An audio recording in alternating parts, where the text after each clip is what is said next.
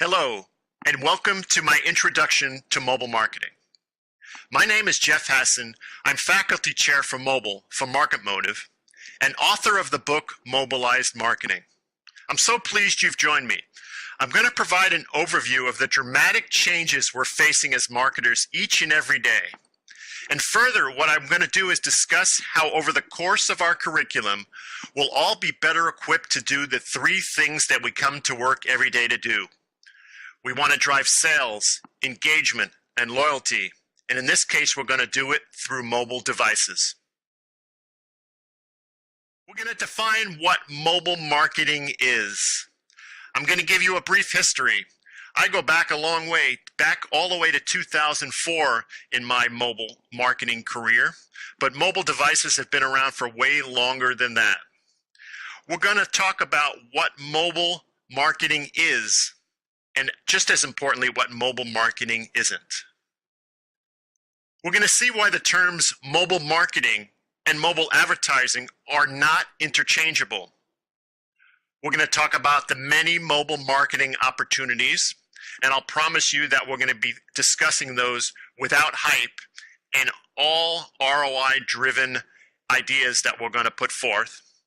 And we're going to talk about mobile measurement, the challenges that we face to measure our programs, and the advancement that the industry has made to allow us to see that our programs are working, to give us a chance to optimize and to make the most we can possibly make.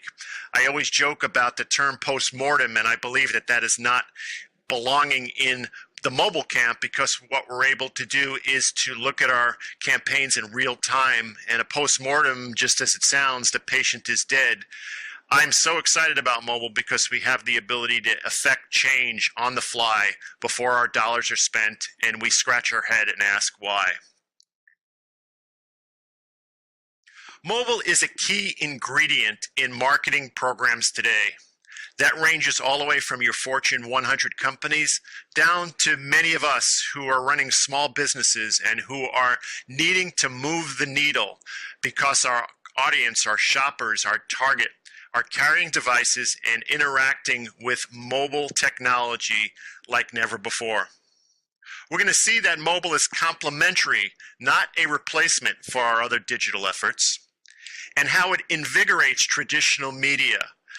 For a long period of time, traditional media was on the wane. In marketers' eyes, while they were spending a lot of money, they were talking about the migration of our audiences to other places. But I'm here to tell you and here to prove to you that traditional media has been invigorated because of the device and the distance of the device from our target. The distance is no longer than 4 feet away, 24/7. Also, we're going to talk about how mobile not only follows your target, but follows the money that's being spent. So let's define mobile marketing. Mobile marketing is a set of practices that enables organizations to communicate with their audience in an interactive and relevant manner through any mobile device or network. All right, that's pretty self-explanatory, but I want to drill down deeper. The Mobile Marketing Association took a deeper cut, took a bigger swing at the concept, and came up with this idea. Mobile marketing is a set of practices that includes activities, institutions, processes, industry players, standards, advertising and media, direct response, promotions, relationship management, CRM, customer services, loyalty, social marketing, and all the many faces and facets of marketing. Now that's a mouthful, I give you that. But what we want to get out of that is that mobile is about relevance. It's about reaching our target, reaching our customer, our prospect, on the most personal device. Now, mobile is key to driving engagement. We'll discuss how do we look at engagement, how do we measure engagement, and how engagement is really important, so we view a mobile campaign as something more than a one-off. There are two ways for us to engage with a mobile user. The first is through a poll where a user clicks or responds to a call to action, Or it's a push by marketers where what we do is we send some information out there in the hopes that we're going to attract some attention, more importantly, get some business out of it. Mobile marketing has three functions in my view. We want to delight, we want to engage, and we want to sell. But suffice it to say that while the devices have changed, the job has stayed the same as it always was. The what remains the same, and in my view, will always remain the same for marketers. It's the how that is the meat of the matter and what we'll be discussing. Further, what mobile marketing is. It's permission-based. It's initiated by a user who responds to a call to action. Now, let me give you an example. Back when I joined a company called Tip Cricket in 2007, I had heard about a campaign for a candy bar manufacturer where there was a call to action. There was a request for the consumer of the candy bar wrapper to respond with his or her mobile device by tapping in a keyword into a short code, which is a 5-digit number. Now, the point of telling the story is that this call to action was inside this candy bar wrapper. And who the heck back then, or even now, would go inside underneath a candy wrapper and say, well, maybe the brand, maybe the marketer is asking for me to do something. The campaign had moderate to little success, but we've now advanced to the point where calls to actions are common. And not only are they common, they are being acted upon in very big numbers, and they have a great ability for us to use media that we already have out there and making that media interactive.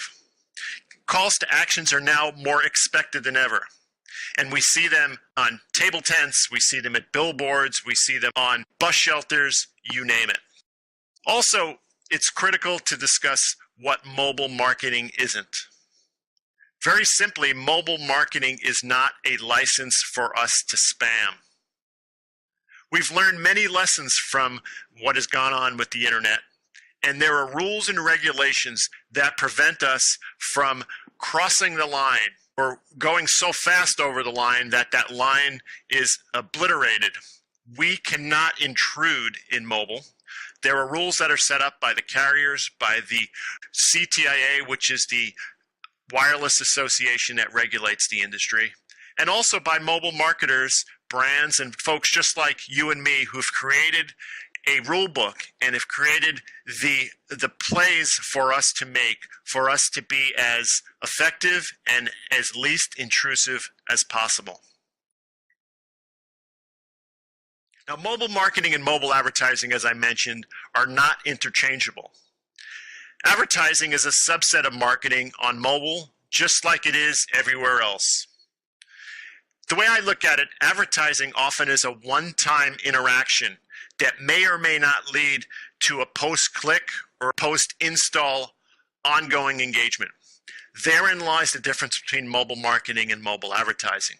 Let me give you an example here.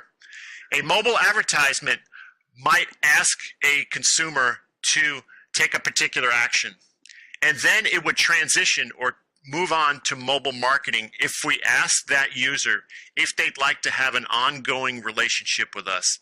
And that might be as simple as texting in a keyword, the word join, into a short code. That might be sending in a zip code or sending somebody to a landing page where they fill out their information. That becomes mobile marketing and not mobile advertising. Mobile marketing has many opportunities. We can sell product, we can engage, we can inform, and we do that every day. I'll tell you, my maybe number one news source, or at least it's getting close, my number one news source is now Twitter. I remember hearing about the new Pope first on Twitter because I spent so much time there as a business tool. And mobile also builds brand loyalty. In the course of studies that I've done, we have interviewed consumers and we've asked them would they like to join a mobile loyalty club. Now, this is permission-based, and the club that I join would fit my interests as opposed to the club that you join that would fit yours. And consistently, for 4 years in a row, we saw numbers exceeding 33% of consumers who have said that they want to join a loyalty club on their terms. More interesting to me is the number who said that they have yet to be approached by a brand that they trust. Now, that number is about 70%. We have an ability, without giving you a lot of hype, we have the ability to reach out to a consumer who raises his or her hands and says, yes, I want to have an ongoing interaction with us. That's pretty special and pretty important for us to capitalize on. Where does mobile fit in the marketing mix? Back in 2004, 2005, 2006, we were an outlier, and it took many years for us to get a strategic seat at the planning table. Now, I'm an old integrated marketing believer. I'm one of the most fervent believers in the whole concept, where we put every discipline around a table and we look at what's the best for the campaign, what's best for the program, and one day mobile might lead the way, another day direct marketing or advertising or public relations. But mobile at this point in time has earned the right, because of the ROI it has produced, has earned the right to have a strategic seat at the table. Mobile is accountable and it's nimble. And it has taken what were previously passive activities, sitting back and watching television, reading a newspaper, reading a magazine, and it has made those activities interactive. It also happens in aisles of retail stores, and I'll discuss that in just a few minutes. And it makes the existing dollars that we spent on marketing work harder and be more measurable. Further, it takes into account time, location, context, and interests. All right, let's drill down a little bit deeper into each of these that I just mentioned. First, mobile takes passive activities and makes them interactive ones. It happens in living rooms where we sit with our phone in our hand or our tablets on our lap, and we spend minutes upon minutes or hours upon hours using these devices to interact with the world around us, and that increasingly is television. Television is now providing regular and frequent calls to action for us to use our phone to vote, to purchase, to learn more about the products or the characters or the advertisements that are happening before us. It also happens in the aisles of retail stores. Here's an example. Macy's, which is one of the most progressive mobile marketers you'll find, has a program called Backstage Pass. The way it works is very simple. Macy's wants to use the consumer's mobile device as a selling tool. And when a consumer walks down the aisle, he or she sees a sign for a Backstage Pass prompt. And this works this way. If you want to learn about the products from Martha Stewart or P. Diddy or many other designers, you have the ability to use your phone to interact. How? You can text in and be sent some information. You might be given a link to a video where you can watch behind the scenes the making of the products or the accessories that you can have. You can also scan a QR code if that is your interest area, where the same thing will happen. You'll be taken to rich media.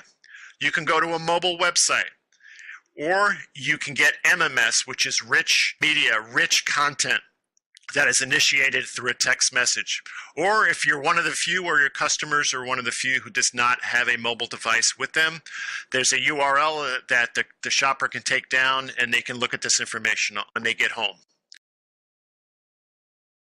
Now, mobile makes existing efforts work harder and more measurable.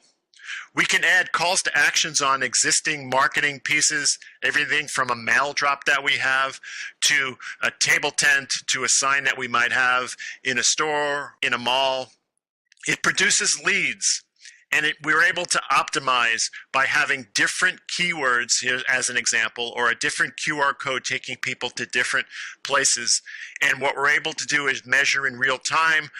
We have seen business after business say, all right, I'm going to test various calls to action, and I'm going to use the ones that are working in more frequency and eliminate the ones that do not work as well. Let me give you two examples of using real time to a business's advantage. there was the release of the Batman DVD in Times Square, and around that was the introduction of a street team event where the Joker's henchmen interacted with consumers in Times Square. The brand was able to look at the program happening in real time through a dashboard and was able to say, this is working so well, we want to keep these Joker's henchmen, this street team activity going on longer. That was really important.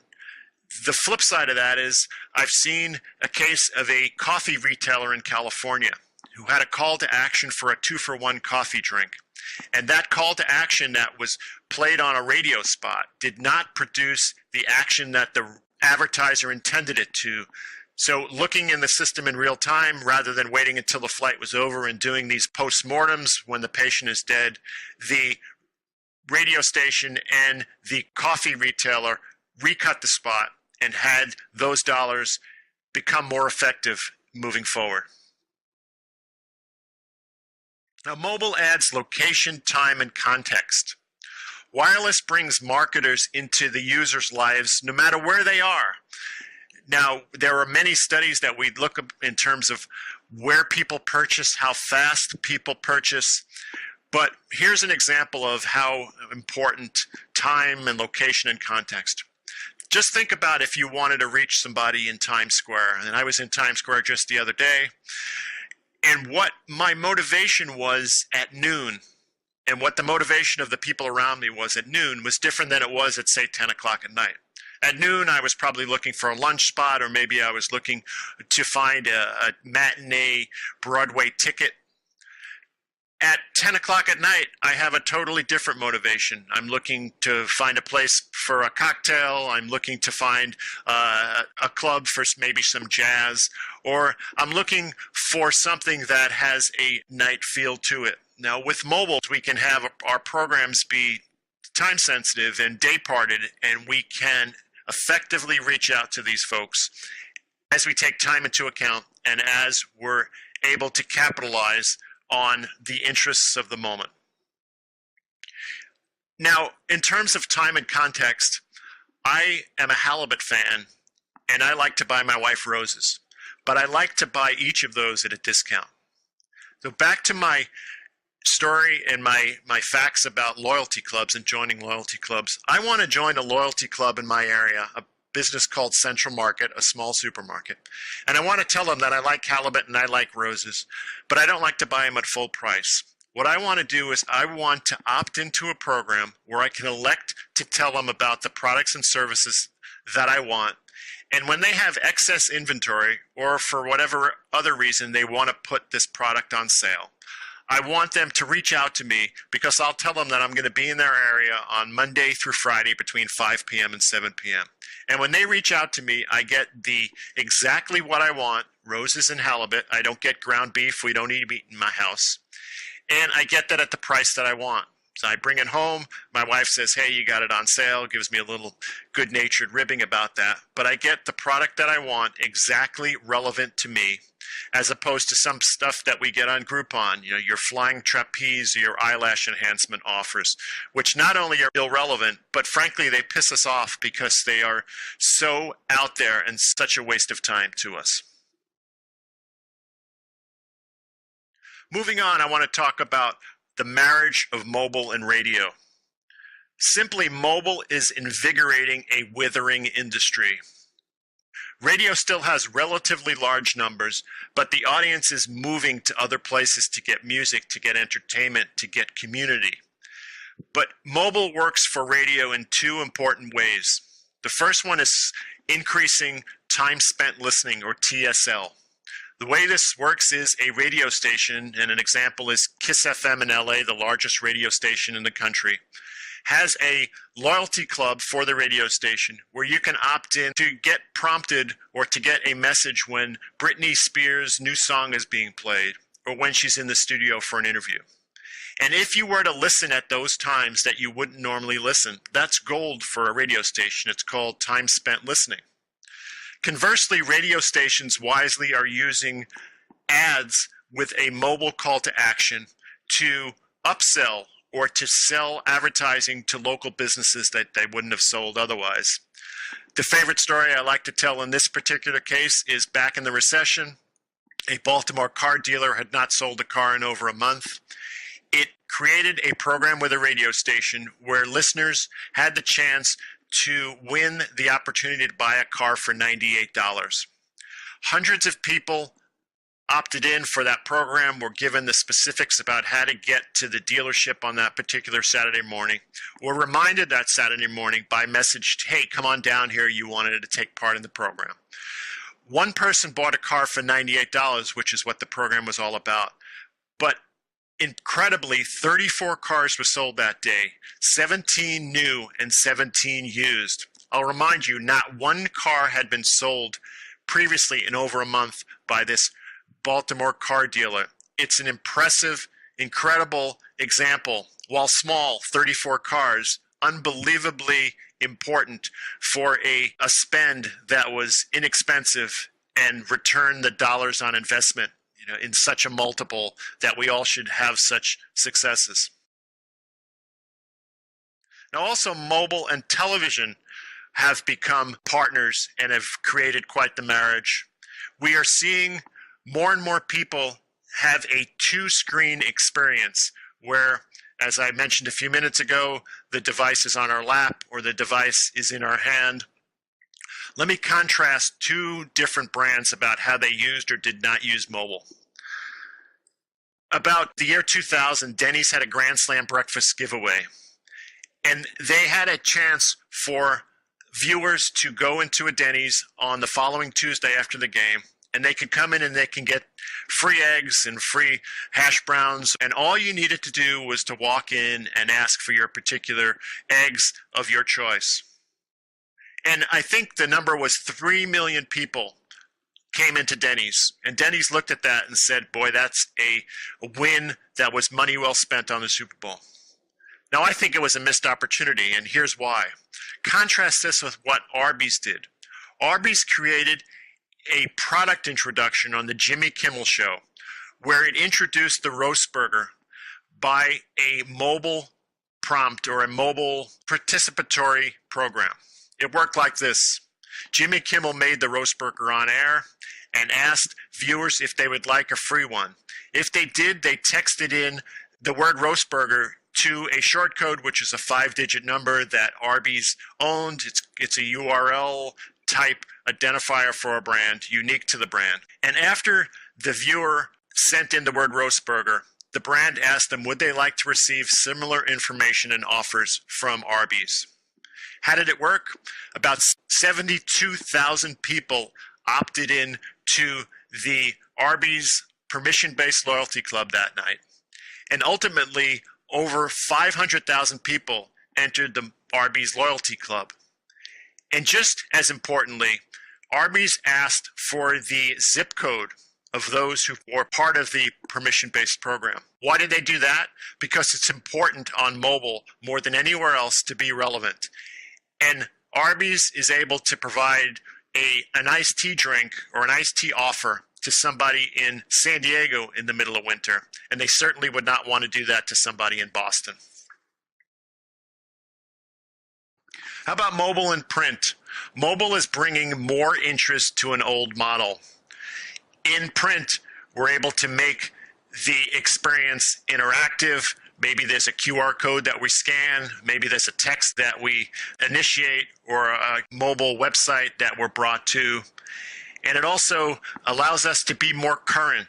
A newspaper, it used to be as current as the moment it was printed. Now content can be created all day long.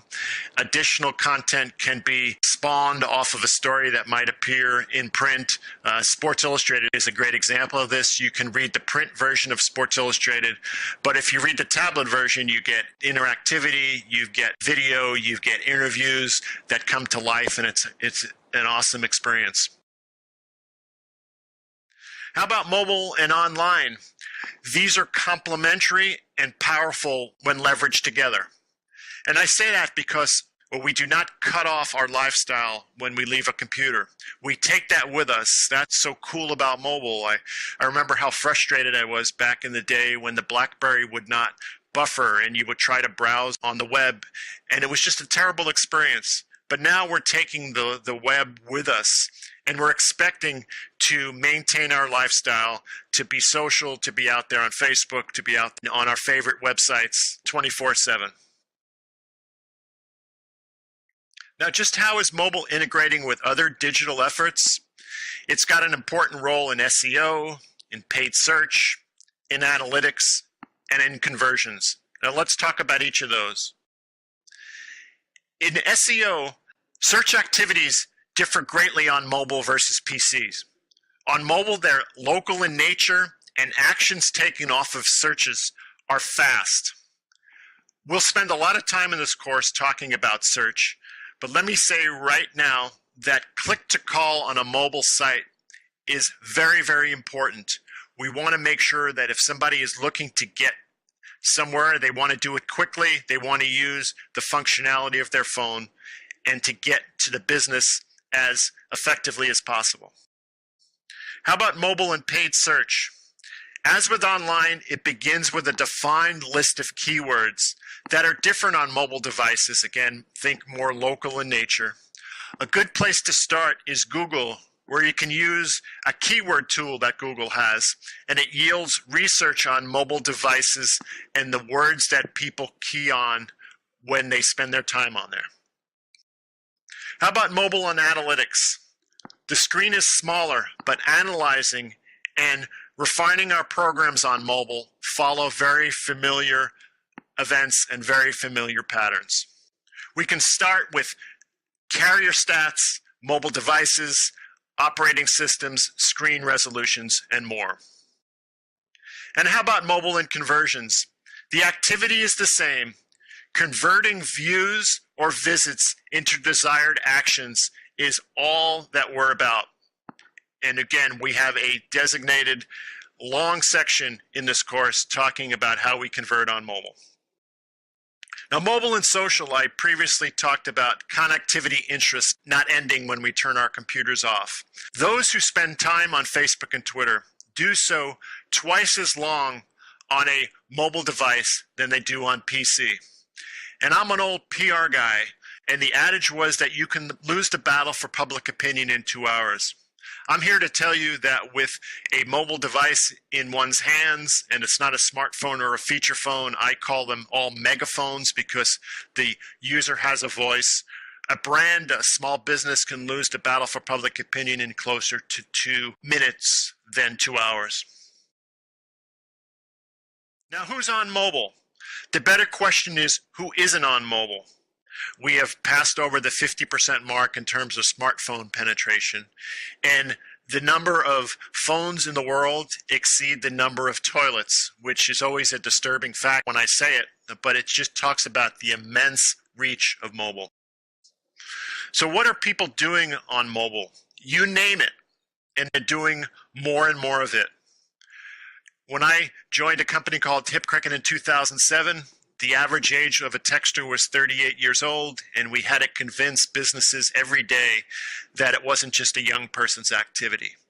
Now, over 70% of mobile users text on a regular basis. The average age is well into the 40s, and I have a mother-in-law who's in her 80s who is texting on a regular basis to keep in contact with family.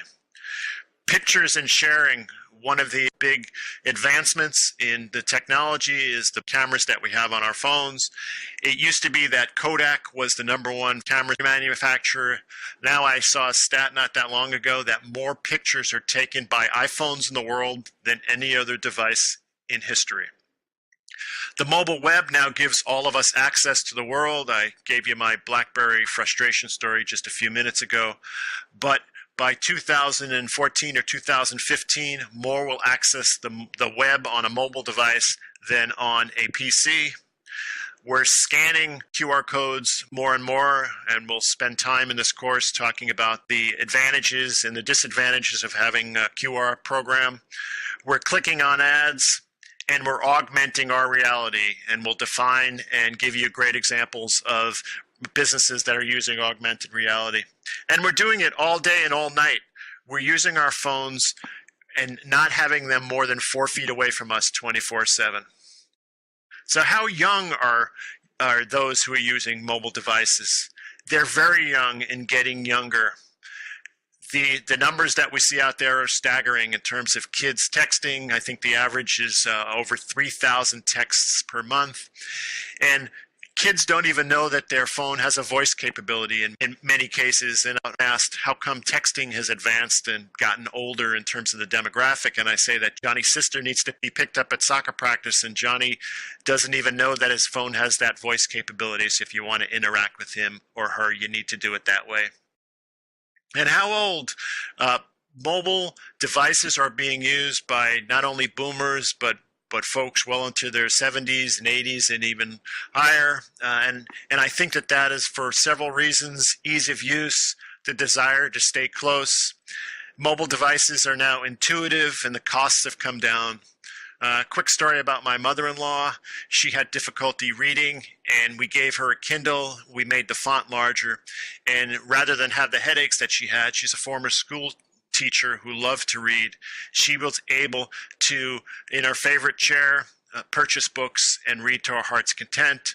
She loves technology and is so fascinated by it that we bought her a PC. She learned an operating system and actually was teaching us some things when we got home from work when she was staying with us. You fast forward, we gave her the original iPad when we purchased another one, and within a matter of 15 minutes, she's able to read her email. She was able to get her hometown newspaper, and she's streaming the music that she likes off of Pandora. This past holiday season, we gave her one of the iPhones that we had because you probably know this by now. I need to have the latest gadget, being in the industry that I have, and she just loves it. It was interesting. She was playing Angry Birds both on an iPhone and an iPad, and just having the time of her life, experiencing the world through mobile. So what are we finding on mobile devices? Everything in a more personalized manner. We're getting to the point where your device and my device are different because of how they look, how they ring, the apps that we have on them. And the user expectations have risen. We have desires to meet our brands on mobile. In my book, I talked to somebody from ESPN who said that brands are being rewarded by providing a positive experience on a mobile device. And conversely, they're being punished by not having a mobile website or having a crappy device. But the expectations are for brands to meet mobile users 24/7. There's expectations on social networks. If somebody was to ask a question or to complain about something, the expectation is for us as businesses to respond. It's important for us to stay abreast of the ever-changing technology, the evolution of mobile devices. We had feature phones, then we had smartphones, now we have tablets, we have phablets, which I hate that word, but it has now become part of the lexicon, which is a combination phone and tablet. We even have Google Glass. And if you blink, you might have missed some of the change. I don't know about you, but I go to South by Southwest. I'm fascinated by what I see. It's important for us as marketers to stay current, but it's also important to not get ahead of the technology, not use technologies just for technology's sake. And some of the unsexiest of tactics, like text messaging and the like, are some of those that are most effective. Now, in the area of mobile measurement, just what are we measuring? We're measuring engagement, opt-ins, clicks, downloads, scans, page views, and of course, ultimately, hopefully getting down to that last mile on sales. So everything and nothing has changed, as I mentioned in the very opening of this discussion that we had. Now, mobile measurement, how does it stack up with expectations? We're not as buttoned down, we're not as exact as we are on online, but online had many years of a lead when it comes to putting measurement in place. But we do have the ability, and there are many great examples. One I'll point to and talk about in this course is Ford driving a 15.4% lead conversion by adding a call to action to traditional media. That's meaningful, that's incredibly effective, and that's measurable. So you'll ask yourself as a marketer, is mobile right for you?